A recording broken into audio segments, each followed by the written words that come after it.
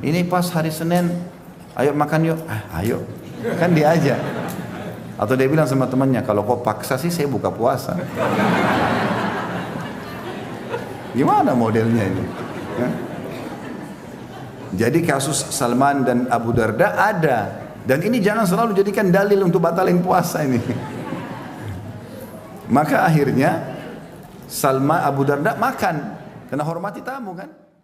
Kemudian yang kedua, barang siapa yang mengaku beriman kepada Allah dan hari akhir, maka dia harus menghormati tamunya. Ini juga kalimat ikram ya. Di sini digunakan fal yukrim dhaifah. Orang Arab juga menggunakan kalimat karam ini ada susunannya. Kalau ada orang teman-teman, kalau ada orang minta dikasih sama dia, orang itu dikatakan orang baik. Orang Arab pun mengatakan orang baik istilahnya. Tapi kalau ada orang dia suka memberi walaupun tidak diminta, maka ini namanya orang karim.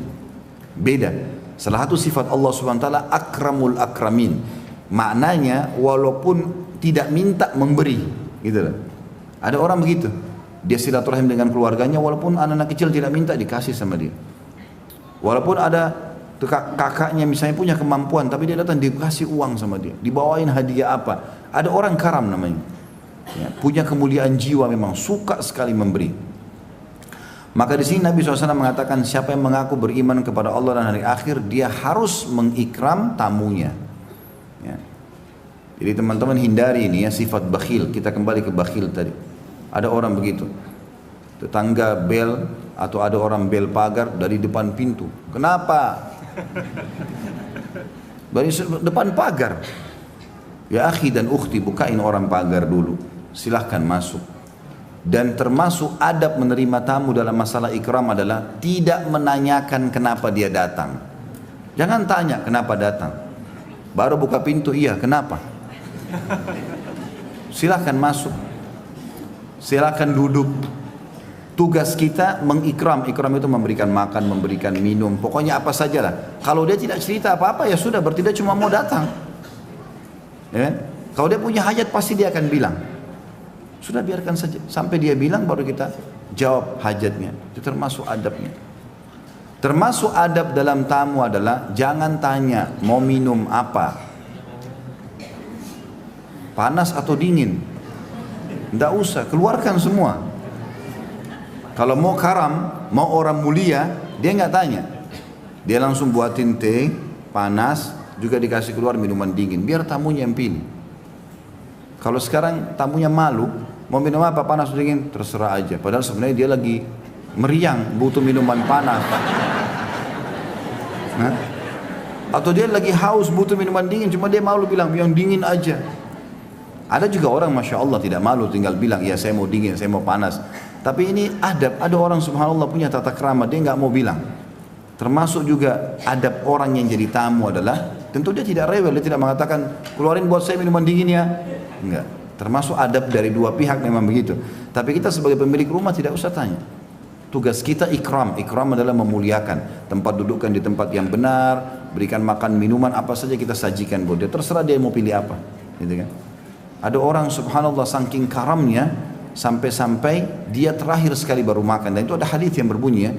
Termasuk adab pemilik rumah adalah dia yang terakhir makan. Biarin tamu semua makan. Ini begitu ada makanan enak dia nomor satu antri. Makanannya numpuk seperti gunung. Takut tetangganya habisin atau tamunya habisin. Sampai-sampai saking ikram tamu ini dimuliakan dalam Islam teman-teman. Abdullah bin Mubarak rahimahullah, salah satu ulama tabi'in. Beliau itu sering puasa Senin Kamis. Satu waktu pernah kedatangan banyak tamu pas hari puasa. Dihidangkanlah sama dia, tetap dia hidangkan. Dia nggak bilang saya puasa ya. Enggak, dihidangkan sama dia makanan yang mewah-mewah. Tamu-tamunya tahu adab, mereka juga tidak mau memulai sebelum tuan rumah. Maka semua pada nunggu. Abdullah bin Mubarak bilang silakan makan. Kami nunggu Anda. Abdullah bin Mubarak tidak mau bilang saya lagi puasa. Diambil sama dia, dicuil sama dia roti gandumnya, ditaruh daging sedikit dia masukkan di mulutnya. Lalu dia mengatakan, ayo silakan. Orang lihat dia sudah makan, ya sudah orang makan semua kan. Baru dia sibukkan diri seakan-akan lagi sibuk tamu. Ayo saya lagi sibuk dulu ya, urus ini. Dia ke belakang rumah dibuang makanan itu. Yang penting tamunya sudah makan. Begitu. Kalau antum kan kesempatan ada tamu. Telan aja sekalian. Kan boleh Ustaz, batalin puasa sunnah karena tamu. Mana dalilnya akhi? Kisah Salman sama Abu Darda. Salman sama Abu Darda ini ada kisahnya. Salman ini Al-Farisi pernah bertamu ke rumahnya Abu Darda. Begitu tiba depan rumah, dia lihat Ummu Darda lagi bersih-bersihin rumah, bajunya khusus sekali. Penampilannya seperti orang tidak ngerawat diri. Maka Salman tanya, kenapa Ummu Darda ini? Maksudnya hukum agama kok harus bersih di rumahmu segala macam, kenapa gini? Dia bilang, saudaramu Abu Darda nggak ada hajat lagi sama wanita. Malam hari mulai habis isya sampai subuh sholat malam. Pagi puasa tiap hari. Kalau puasa juga istrinya nggak bisa dekat-dekat. Nggak ada hajat ini. Nggak ada waktu untuk lihat saya cengkerama ngobrol, nggak ada. Kata Salman, di mana suamimu? Kata Ummu Darda, di masjid. Ada riwayat lain menjelaskan juga, waktu Salman lagi nanya, Abu Darda muncul. Oh, ini saudara saya nih. Dia langsung masuk ke rumah, dihidangkan makan. Rupanya dia lagi puasa. Yang lagi puasa Abu Darda, karena setiap hari puasa kan istrinya bilang. Malam hari selalu sholat tahajud. Maka yang terjadi, Abu Darda langsung suruh silakan masuk Salman, dihidangkan makanan. Dia bilang makanlah, karena saya lagi puasa, kata Abu Darda. Salman sudah dengar keluhannya istrinya tadi Ummu Darda kan. Kalau ini saudaramu nggak punya hajat dengan wanita, nggak pernah perhatian saya lagi, nggak butuh apa saya untuk apa dandan, untuk apa bersih-bersih, toh dia nggak sentuh saya gitu. Maka kata Salman, saya tidak akan makan sampai kau ikut makan. Kenapa? Karena kau lagi puasa sunnah, menghormati tamu wajib. Ya. Tapi kasusnya kenapa? Abu Darda setiap hari puasa, dan Abu Darda tidak memberikan hak istrinya. Itu loh kasusnya. Ini pas hari Senin, ayo makan yuk. Ayo, kan dia aja. Atau dia bilang sama temannya, kalau kau paksa sih saya buka puasa. Gimana modelnya ini? Ya? Jadi kasus Salman dan Abu Darda ada. Dan ini jangan selalu jadikan dalil untuk batalin puasa ini. Maka akhirnya Salman Abu Darda makan, karena hormati tamu kan. Malam hari Salman minta nginap di rumahnya, Ini Abu Darda ini setiap habis pulang dari masjid, habis sholat isya dengan Nabi SAW, dia pulang ke rumahnya, ganti baju masuk kamar, keluar ke ruang tamu langsung sholat. Dari itu sampai subuh, nggak berhenti sholat. Jadi malam itu kan kalau dalam Islam dibagi tiga ya, makanya ada istilah sepertiga malam terakhir ya. Jadi mulai maghrib, ikhwan dan akhwat sekalian, sampai subuh itu dibagi tiga. Kalau misalnya 12 jam, berarti 4 jam, 4 jam, 4 jam. 4 jam pertama, dari maghrib sampai 4 jam itu dianggap sepertiga pertama, sepertiga kedua, sepertiga ketiga. Nah, sepertiga akhir itu yang Allah turun ke langit bumi. Gitu. Jadi kita membagi malam jadi 3 bagian. Rupanya, Salman sudah nunggu di ruang tamu. Abu Darda keluar mau sholat. Ditahan, ditanya oleh Salman, kenapa kamu keluar? Saya mau sholat, tidur dulu. Suruh kasih haknya, untuk dia tidur, istrinya juga punya hak. 1/2 malam, keluar lagi Abu Darda. Salman tanya, mau ngapain? Mau sholat, tidur dulu. Dijaga sama Salman, semalam suntuk. Begitu 1/3 malam, dia keluar, kata Salman, sholat sesukamu. Dalam riwayat lain dikatakan mereka sholat berdua. Setelah azan subuh, pergi ke masjid sama-sama, rupanya Abu Darda terganggu nih. Dia langsung mengatakan, ya Rasulullah, Salman udah ngacoin program saya. Kemarin puasa disuruh batalin. Sholat malam biasanya semalam suntuk, ini cuma 1/3. Tapi Salman sebelum pergi ke masjid sudah bilang, wahai Abu Darda, Allah Tuhanmu punya hak, dirimu punya hak, istrimu punya hak, kasih semua haknya. Jangan semuanya ibadah saja kepada Allah, tapi hak istri, hak anak, hak suami, hak tetangga nggak dikasih. Masing-masing Allah sudah kasih porsinya gitu kan. Maka kasihkan semua haknya. Waktu Abu Darda ngeluh dengan Nabi SAW, kata Nabi SAW, Salman benar. Harusnya kau kasih hak Tuhanmu, harus kau kasih juga hak dirimu, harus juga kau kasih hak keluargamu. Kita juga butuh pada saat lapar makan, kita butuh juga rileks, tapi kita juga butuh ibadah. Jadi semua sisi seorang muslim itu menyempurnakan hidupnya. Ya. Itu yang dimaksud dengan potongan ini. Kita kembali ke inti bahasan, berarti tamu wajib dimuliakan. Jangan tanya kenapa datang, hidangkan semua yang ada. Ya. Dan termasuk adab kalau kita yang bertamu teman-teman, kalau kita bertamu dianjurkan untuk tidak berdiri di depan pintu orang ya. Itu termasuk adab dalam hadis. Jadi kalau kita lagi rumah orang, jangan langsung berdiri pas di pintu yang dia buka, di sisi kanannya. Sunnah Nabi di sisi kanan pintu. Nabi SAW mengatakan ke rumah sahabat di sisi kanan. Karena jangan sampai dia buka pintu, istrinya nggak pakai hijab, ada sesuatu di rumah yang dia tidak mau dilihat. Karena kalau kita langsung di situ dibuka kelihatan kan. Ada rumah orang kadang-kadang plong, maka dia berdiri di sebelah. Termasuk adabnya, kalau dipersilahkan masuk, perhatikan kata pemilik rumah. Kalau dia bilang silahkan masuk, berarti hanya masuk sampai di pintu. Ya, jangan masuk ke kamar orang, ke dapur.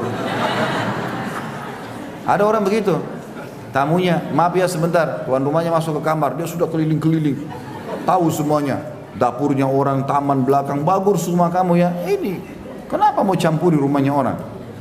Tugas kita silakan masuk, berdiri dulu, masuk depan pintu, silakan duduk, tanya, saya duduk di mana? Jangan main duduk saja, mungkin ada kursi yang tuan rumahnya biasa duduk. Kita nggak boleh duduk di tempat seorang muslim, kan gitu. Harus ditanya. Kemudian kalaupun duduk, maka jangan langsung main makan hidangan. Dipersilahkan baru ambil. Kan begitu. Ini ada adab-adab tata krama semua. Ini masuk dalam masalah siapa yang mengaku beriman pada Allah dan akhir, dia harus menghormati tamunya. Yang ketiga, siapa yang mengaku beriman kepada Allah dan akhir, maka dia hanya harus mengucapkan yang baik saja atau dia diam. Dan ini juga penting bagi seorang muslim. Bapak Ibu sekalian harus mulai sekarang programkan. Masa lalu sudah selesai urusannya. Itu kalau salah kita bertaubat, kalau benar kita bersyukur. Saya bahas siang ini, pagi ini sampai ke depan, sampai ajal kita datang. Teman-teman sekalian, yang terucapkan dari lisan seorang muslim harus emas, bobotnya besar, bernilai pahala. Kalau omong kosong, diam, tidak usah. Ya. Saya tahu kisah Syekh bin Baz rahimahullah, ulama Saudi, itu kalau beliau terima teleponnya orang, sambil dengarin keluhannya orang itu sambil berzikir. Enggak ada waktu kosong buat dia. Nanti kalau sudah selesai orang itu tanya, baru dia ngomong. Jadi cuma ada zikir atau dia menasihati orang lain. Isinya semua berbobot. Ada orang kadang-kadang berteman sudah 20 tahun, ceritanya sudah itu terus diulang-ulangi. Temannya sudah bengkak telinganya, faham masalahnya. Dulu saya waktu SD begini, orang semua sudah tahu. Untuk apa diulang-ulangin ini? Saya kadang-kadang kalau dulu sama istri saya, ada cerita begini. Saya udah 7 kali dengar nih. Cerita yang lain. Apa gitu. Tidak perlu diulang-ulangin terus. Apa kira-kira manfaat? Kalau tidak ada diam, udah. Gitu kan? Masuk dalam masalah ini teman-teman, kalau kita bertanya pada orang lain, butuh bertanya pada orang lain. Sebelum kita bertanya, tanya diri kita dulu. Pertanyaan ini perlu nggak? Kalau nggak perlu jangan nanya, nggak usah nanya sama orang. Jangan biasakan fudul, mencari tahu orang kenapa dia pakai tas biru, kenapa pakai sepatu hitam, kenapa kopiahnya ini biru, untuk apa? Ada hajat nggak?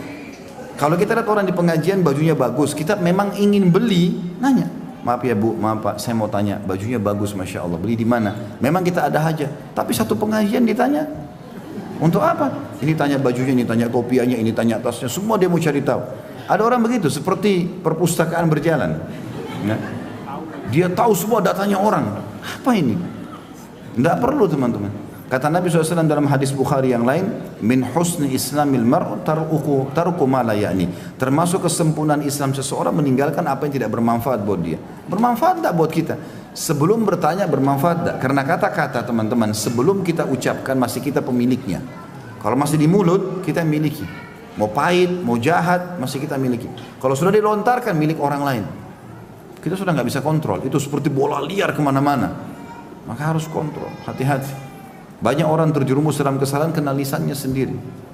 Saya mau cerita sama kamu ya, tapi jangan ceritain orang lain. Tapi semua temannya dia bilangnya begitu. Dia jalan seperti orang telanjang. Orang tahu semua, oh si fulan masalahnya ini. Biarkan orang tahu antum selalu bahagia. Padahal masalah kita banyak. Nggak apa-apa. Gitu kan? Konsep dasar seorang muslim, kalau curhat, berkeluh kesah sampai meluap-luap, itu kepada Allah. Wudu, sujud, ya Allah saya sakit sembuhkan, ya Allah si fulan sakit di saya, ya Allah begini dan begitu, keluhkan pada Allah. Kalau manusia hanya konsultasi, itu pun pada ahlinya, sakit sama dokter, butuh agama sama ustadz, itu saja. Konsultasi, tahu konsultasi itu gimana? Saya sakit kepala, obatnya apa dok? Itu konsultasi. Dok saya mau cerita dulu ya. 3 hari yang lalu begini begitu, wah panjang ini, sama dokternya diusir nanti. Ini pasien apa ini cerita panjang lebar. Ada juga orang begitu bertanya, saya kadang-kadang dulu waktu saya masih sebarin nomor saya, pernah tersebar 15.000 WA masuk, saya nggak bisa jawab lagi, jawab 10 masuk 100. Ya. Sekarang sudah saya rahasiakan nomor saya. Nah ini tidak bisa ditanggulangi sudah semua. Subhanallah, ada orang datang bertanya di WA, Ustaz tolong jelaskan berikut dalil-dalilnya, ya, hukumnya 1, 2, 3. Saya seperti orang kuliah ini, lagi dites. Ya akhi dan ukhti, hukum tanya, konsultasi, suami saya ucapin kalimat cerai jatuh nggak? Selesai. Istri saya ajak berhubungan tidak mau, hukumnya bagaimana? Atau apa yang harus saya lakukan? Ringkas saja, itu konsultasi. Curhat nggak boleh kepada Allah SWT. Orang yang kita ajak curhat teman-teman cuma 2 keadaannya, teman atau lawan. Kalau dia teman, dia sedih. Kalau dia lawan, dia gembira. Untungnya apa kira-kira? Nggak ada untungnya buat kita kan? Nggak ada untungnya. Coba ambil kaidah penting itu, gitu kan? Makanya makna hadis ini penting. Orang mukmin itu beriman pada Allah di akhir, dia cuma mengucapkan yang baik. Penting nggak bertanya? Sama juga kalau kita ditanya orang, jawab sesuai dengan kadar pertanyaan saja. Mau kemana? Mau ke masjid. Cukup. Nggak usah jelaskan alamatnya di mana, mau apa, nggak perlu. Karena dia tanya mau kemana. Kalau dia hajat lagi ada, dia bilang untuk apa ke masjid? Untuk pengajian. Jawab sesuai dengan itu. Karena kadang-kadang teman-teman kita benar nih, tapi kena terlalu panjang jawabannya, jadi salah. 1 benar, 9 salah. Iya, begitu kan biasa terjadi kan? Makanya jawab yang penting saja. Sudah makan? Belum. Selesai. Mau makan? Iya. Kalau orang tanya sudah makan? Iya, memang saya belum makan 2 hari ini. Untuk mau makan? Iya mau. Lapar? Iya lapar. Sudah. Dan di sini tidak, orang Muslim itu tidak boleh ada kebohongan dalam hidupnya ya. Ada sebuah hadis, ada bahasan para ulama, kalau ada orang lapar ditanya misal, kamu lapar? Enggak, dia bilang bohong, itu enggak boleh. Antum bilang iya lapar, enggak apa-apa, bukan aib, gitu kan? Tapi kita tidak minta apa-apa. Mau saya hidangkan makan? Ya sudah silahkan, enggak apa-apa. Orang Muslim zahirnya yang kelihatan sama dalamnya sama. Enggak ada samar-samar bagi seorang Muslim. Halal jelas, haram jelas, suka atau enggak suka clear.